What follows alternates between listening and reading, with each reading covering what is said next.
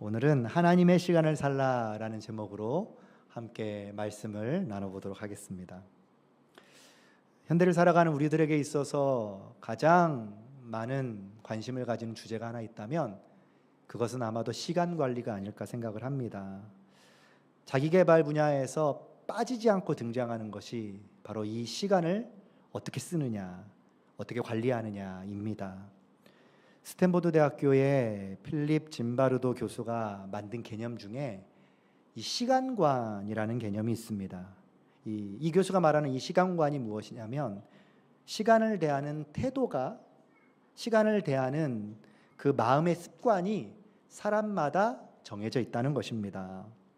그리고 그 시간관을 우리가 알게 되면 그 사람의 성격도 행복도도 심지어 인간관계까지 알 수 있다라고 주장하는 것이 이 짐바르도 교수의 시간관이라는 개념입니다. 그리고 이것을 진단하는 검사도 있습니다. 우리가 시간이 없어서 시간관 검사를 다 할 수는 없고요. 그 중에 한 문제를 우리 성도님들과 함께 풀어보고자 합니다. 나는 과연 어떤 시간관을 갖고 있는가? 한번 1번부터 4번까지 문제 보기를 드릴 텐데 나는 몇 번에 해당되는지 한번 생각해 보시면 좋겠습니다. 문제를 내볼게요. 조용한 휴일 오후 문득 마음에 떠오르는 생각이 하나 있습니다. 여러분들은 주로 어떤 생각을 하십니까? 1번, 그때가 참 좋았는데, 아니면 그때 그러질 말걸 하면서 지난 시간을 자주 생각한다. 1번입니다.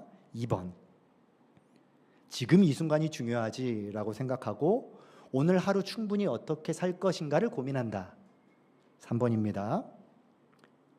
일정표 휴대폰 스케줄을 열어서 이번 주에, 다음 주에, 다음 달에 무엇을 할지 계획한다. 마지막 4번입니다. 어차피 계획대로 되는 것도 아닌데 그냥 흘러가는 대로 산다. 여러분들은 몇 번에 해당되시는지 모르겠어요. 1번을 고른 분은 과거 지향형 시간관을 갖고 있습니다. 2번을 고른 분은요, 현재 쾌락형 시간관을 갖고 있는 거고요.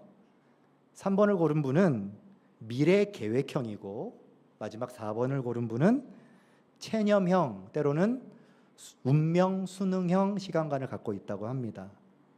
각자 다 다른 시간에 대한 관점을 가지고 있다는 거죠. 그렇다고 해서 이 실험이 무엇이 더 좋은 시간관인가를 결정하려는 실험은 아닙니다. 그러니까 사람마다 시간을 대하는 관점이 다르다라는 것을 보여주는 거죠. 그런데 재미있는 사실 하나 아십니까? 과거에 머물러 있는 사람이든 현재를 즐기는 사람이든 미래를 계획하는 사람이든 그냥 될 대로 되라 살아가는 사람이든 간에 이 네 부류 모두에게 나타나는 공통점이 하나 있습니다. 그것은 그 누구도 시간의 주인이 될 수 없다라는 사실입니다. 과거를 그리해 보십시오. 과거로 돌아갈 수 있나요? 돌아갈 수 없습니다. 오늘을 아무리 즐겨보려고 하루를 충실히 살아보십시오. 그 하루를 붙잡을 수 있나요? 붙잡을 수 없습니다. 지나가 버리죠. 아무리 촘촘하게 계획을 세워본다 할지라도 우리의 인생이 계획대로 되지 않지 않습니까? 될 대로 되라 살다 보면 시간에 이리저리 끌려다닙니다. 우리는 자꾸만 시간을 소유하고 싶어 하는데 실제로 보면 우리는 시간에 끌려다니는 인생을 살고 있습니다. 3000년 전에 인생의 모든 것을 다 살아보고 모든 시간을 다 경험해봤던 한 사람이 있었습니다. 이 사람은 돈도, 지식도, 즐거움도, 성취감도 정말 남김없이 누려본 사람입니다. 성경은 이 사람을 히브리어로 코헬렛이라고 불렀습니다. 우리나라 말로 하면 전도자입니다. 그는 자신의 모든 인생을 걸고 모든 시간을 살아본 다음에 자신이 살아온 시간을 오늘 전도서 3장을 통해서 시로 남긴 겁니다. 보통 시를 남길 때 시의 첫 부분이 매우 중요하죠. 전도자는 1절에서 이렇게 시의 운을 떼고 있습니다. 범사에 기한이 있고 천하만사가 다 때가 있나니. 그러니까 모든 일에 기한이 있고 때가 있다라는 말로 이 시를 시작하고 있습니다. 과연 이 전도자는 어떤 상황 속에서 이 시를 써내려 갔을까요? 당시 상황을 먼저 살펴볼 필요가 있습니다. 이 시가 쓰여진 상황은 전도자가 살았던 그 이스라엘에 큰 어려움이 있었던 상황이었습니다. 페르시아, 헬라 제국에 의해서 지배를 받고 있던 때였어요. 그러니까 자기들이 스스로 무언가를 결정할 수 없는 삶을 살았습니다. 모든 시간의 지배는 우리를 지배하는 그 지배층에 있었습니다. 자기 나라 왕도, 세금을 내야 하는 것도, 심지어 달력조차 이스라엘의 것을 사용할 수가 없었습니다. 그러니까 전도자가 지금 때가 있다라는 이 말 속에는 현실이 고스란히 담겨져 있는 겁니다. 나는 아무것도 선택할 수 없고 나에게 권한이 없다라는 그 고백이 이 시 안에 담겨져 있는 것이죠. 그러면서 내가 정할 수 없는 그 시간들을 2절부터 8절까지 계속해서 나열하고 있습니다. 우리가 다 읽기는 힘드니 2절과 8절만 한번 읽어보도록 하겠습니다. 이런 말씀입니다. 제가 읽겠습니다. 날 때가 있고 죽을 때가 있으며, 심을 때가 있고 심은 것을 뽑을 때가 있으며, 사랑할 때가 있고 미워할 때가 있으며, 전쟁할 때가 있고 평화할 때가 있느니라. 여기서 반복해서 나오는 단어가 하나 있죠. 이 때라는 단어입니다. 1절부터 8절까지 읽어보시면 때가 무려 29번이나 나옵니다. 이 시라는 문학 속에서 같은 단어가 계속 반복된다는 것은 이 단어가 매우 중요하다라는 의미입니다. 그리고 전도자는 일부러 이 단어를 반복해서 사용하면서 우리의 귀에 못이 박히도록 때에 대한 강조를 하고 있는 거죠. 그러니까 이 시를 읽으면 마치 우리가 살아가는 인생에서 일어나는 모든 일에 다 때가 있다라고 고백할 수밖에 없는 겁니다. 그러면서 이런 질문을 던지게 되죠. 그 때가 있다면 과연 그 때는 도대체 누가 결정하는 것인가? 이 질문을 할 수밖에 없습니다. 그런데 이 시를 여러 번 반복해서 읽다 보면 이상한 기분이 듭니다. 좋은 감정이 아닙니다. 위로가 되지도 않습니다. 때로는 무력감이 밀려올 수도 있어요. 왜냐하면 이 문장들이 막 적극적이거나 뭔가 진취적이거나 소망을 담는 메시지이기보다는 매우 수동적인 문장으로 구성되어 있기 때문입니다. 그러니까 내가 태어나는 것이 아니라 태어나는 때가 있다라는 겁니다. 뭔가 모호하죠. 내가 심는 것이 아니라 심을 때가 있다는 겁니다. 확실하지 않습니다. 한마디로 이 말 속에 담긴 진짜 의미가 무엇이죠? 내가 그때를 정할 수 없다라는 고백이 이 시 안에 고스란히 담겨져 있는 거죠. 심을 때를 내가 알 수 없고 뽑을 때도 내가 정하지 못한다는 겁니다. 태어날 때는 물론이고 심지어 죽을 때조차도 내가 정할 수 없다라는 고백이에요. 전쟁이 시작되는 것도 평화가 찾아오는 것도 그 누구도 우리의 손에 있지 않다라는 고백입니다. 사실 이것은 우리의 현재 역사만 보더라도 너무나도 쉽게 증명되지 않습니까? 러시아와 우크라이나의 전쟁이 지금까지 계속해서 일어날 것이라고 그 누구도 생각해 보지 않았죠. 미국과 이란의 전쟁의 시작과 끝, 그 누구도 알 수 없습니다. 이것이 우리의 인생인 거예요. 우리는 그 어느 때도 맞출 수 없어요. 그러니까 답답하지 않습니까? 알고 싶은데. 근데 자꾸만 불안감이 밀려오지 않습니까? 그게 언제 일어날지 모르니까요. 이게 우리의 마음입니다. 그래서 이 시를 읽다 보면 뭔가 답답한 생각이 들기도 합니다. 전도자도 그랬나 봅니다. 그래서 9절에서 그 답답한 마음을 뭐라고 표현하는 줄 아십니까? 일하는 자가 그의 수고로 말미암아 무슨 이익이 있으랴, 이렇게 고백하는 겁니다. 무슨 의미인가요? 내가 열심히 살았는데 하나님 남는 게 뭡니까? 라는 고백 아닌가요? 계획하고 또 계획했는데 왜 내 뜻대로 되는 게 하나도 없습니까? 라는 고백을 지금 하고 있는 겁니다. 그러다 보니 요즘 사람들은요, 이런 생각을 가지고 그냥 하루를 살고 있습니다. 카르페 디엠이라는 말을 들어보셨나요? 고대 로마 시인 호라티우스의 그 시에 나오는 표현이죠. 우리나라 말로 하면 현재를 즐겨라. 이게 요즘 시대의 트렌드입니다. 과거도 미래도 우리가 알 수 없으니 지금 이 순간에만 집중하며 살아가자. 이게 솔직한 우리의 심정이죠. 그런데 그거 아시나요? 전도자가 그렇게 안 살았습니까? 그렇게 살아왔습니다. 이미 현재를 충분히 즐기며 살아왔던 인생이 바로 이 전도자의 삶입니다. 학자들은 이 전도자를 누구로 이야기하죠? 솔로몬으로 이야기합니다. 솔로몬 후대에 이 시가 쓰여졌지만 솔로몬을 바라보면서 이 시가 써내려져 간 것이죠. 솔로몬의 인생은 어떻죠? 수많은 궁궐을 지어봤습니다. 자신이 하고 싶은 모든 것을 다 해봤던 인물이 솔로몬입니다. 하지만 그렇게 다 해본 결과 솔로몬은 전도서 2장 17절에서 뭐라고 고백하고 있죠? 이러므로 내가 사는 것을 미워하였노니 이는 해 아래에서 하는 일이 내게 괴로움이요 모두 다 헛되어 바람을 잡으려는 것이기 때문이로다.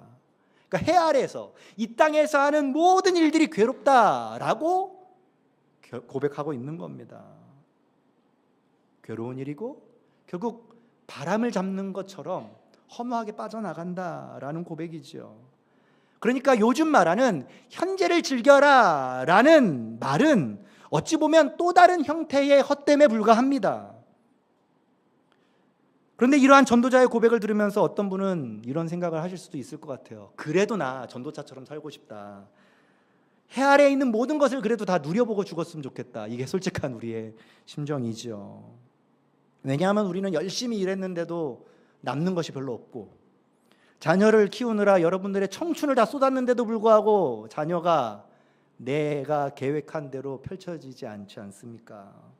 우리는 끊임없이 계획했던 그 인생의 스케줄이 있었음에도 불구하고 몇 번이고 무너지는 것을 경험했잖아요. 그러다 보니 전도자가 9절에서 했던 고백, 일하는 자가 그의 수고로 말미암아 무슨 이익이 있으랴, 이런 고백을 우리도 하는 거죠. 전 이 말씀이 참 공감이 갑니다. 무슨 이익이 있으랴. 만약 이렇게 이 시가 끝났다면 우리는 이 시를 더 이상 읽지 않아도 됩니다. 아마도 전도서는 그저 허무주의 문학에 불과했을 뿐이에요. 그런데 전도자는 여기서 끝내지 않죠. 이어갑니다. 10절부터 완전히 새로운 이야기가 펼쳐집니다. 어찌 보면 오늘 우리가 함께 나누려고 하는 말씀의 핵심일 수 있습니다. 10절과 11절 말씀 우리 같이 한번 읽어보도록 하겠습니다. 시작. 하나님이 인생들에게 노고를 주사 애쓰게 하신 것을 내가 보았노라. 하나님이 모든 것을 지으시되 때를 따라 아름답게 하셨고 또 사람들에게는 영원을 사모하는 마음을 주셨느니라. 그러나 하나님이 하시는 일의 시종을 사람으로 측량할 수 없게 하셨도다. 아멘. 지금까지 전도자는 어떻게 했죠? 내가 통제하지 못하는 시간을 바라보며 한탄했습니다. 두려워했습니다. 허무하다라고 생각했습니다. 자신이 하지 못하는 그것에 사로잡혀서 답답했습니다. 그런데 그 시선이 돌려지고 있는 거예요. 내가 하지 못했던 일에서 하나님이 하시는 일로 바뀌어지고 있는 겁니다. 우리를 지치게 하는 그 어려움조차도 하나님이 주신 것이다 라고 고백하고 있는 거예요. 더 나아가 결정적으로 하나님은 그 모든 때, 그 모든 것을 아름답게 하셨다, 때를 따라 아름답게 하셨다 라고 고백하고 있는 겁니다. 이 아름답게 하셨다, 이 아름답다라는 단어가 원래 창세기 1장에 나오는 단어예요. 하나님이 세상을 창조하셨죠. 다 만드신 다음에 하나님이 하신 고백이 하나 있잖아요. 보시기에 좋았더라. 같은 의미입니다. 지금까지 전도자가 무력하게 바라봤던 태어나고 죽고 심고 뽑고 전쟁이 일어나고 평화가 나는 그 모든 무력한 일들이 무의미한 반복이 아니라 하나님의 손안에 너무나도 완벽하게 짜여진 아름다운 하나의 그림이다 라고 고백하고 있는 겁니다. 이것이 바로 우리들이, 그리스도인들이 바라봐야 할 시간관이에요. 하나님이 아름답게 정하신 그 때를 바라보는 관점을 갖는 겁니다. 바로 이 관점을 가질 때 우리는 다른 마음이 생기게 됩니다. 이전과는 다른 마음, 불편했던 마음이 아니라, 불안했던 마음이 아니라, 염려했던 마음이 아니라, 오늘 본문에서는 어떤 마음이라고요? 영원을 사모하는 마음. 이것이 바로 그리스도인이 가져야 할 시간관입니다. 놀랍게도 하나님은요, 우리에게 영원을 사모하는 마음을 주셨어요.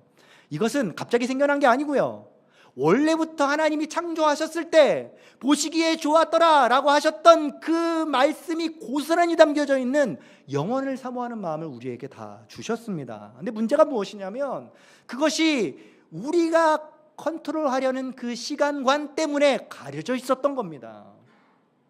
그런데 그것이 벗겨지게 되는 것이죠. 많은 사람들은 지금도 그 가려진 삶 그대로 살아갑니다. 유한한 시간 속에서 그래서 끊임없이 영원함을 추구하고요, 완전함을 기대하고요, 끝나지 않는 무언가를 갈망합니다. 근데 그것이 자기만의 방식으로 추구합니다. 어떻게 우리에게 주어지는지 정확히 알지 못한 채 고군분투하며 살아가죠. 그러다 보니 불안할 수밖에 없습니다. 전도자도 이 부분에 대해서 명확하게 이야기하는 겁니다. 하나님이 하시는 일의 시종을 사람으로 측량할 수 없게 하셨다. 그러니까 우리에게 영원을 사모하는 마음을 주셨습니다. 그런데 그것이 완벽하게 이해되지는 않는다라는 겁니다. 그저 큰 그림의 한 조각만 볼 뿐이에요. 그러니까 영원을 사모하도록 지어졌지만 전체를 보도록 지어진 존재는 아니다라는 거예요. 이게 우리의 한계입니다.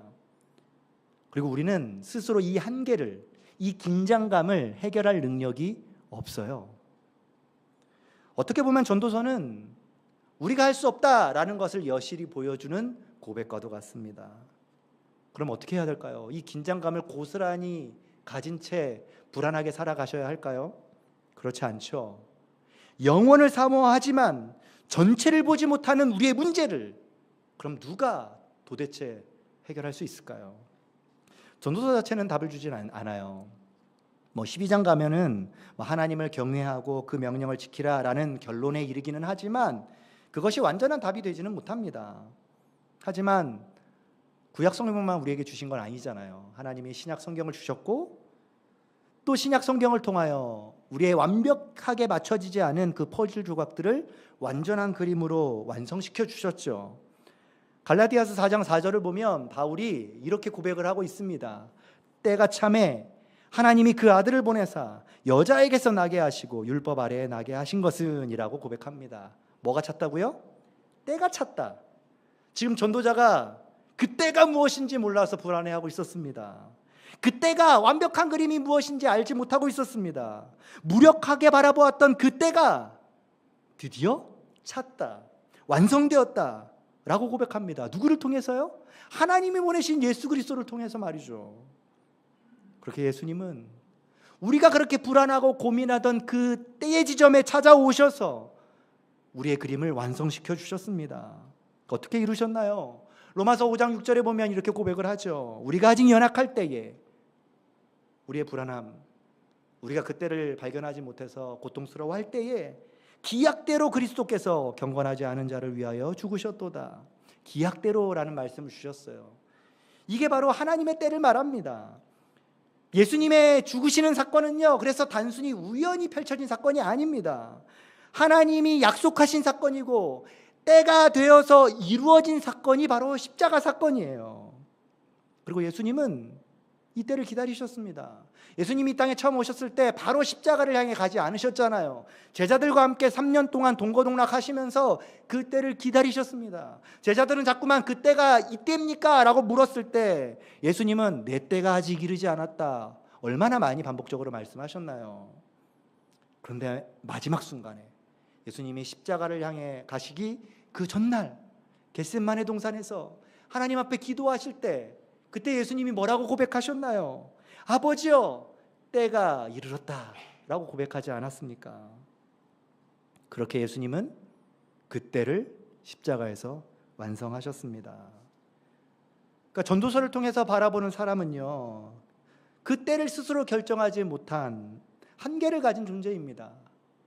그런데 우리가 예수님을 통해서 우리가 한계를 가진 존재가 아니라 예수님을 통해 완성된 그 때가 완벽하게 이루어지는 존재라는 사실을 우리는 바라보아야 합니다. 왜냐하면 그 누구도 그 때를 정할 수 없었지만 예수님만이 자원해서 자신이 죽을 때를 정하셨고 십자가에서 인간의 모든 한계를 뛰어넘어 그 때를 완성하셨기 때문입니다.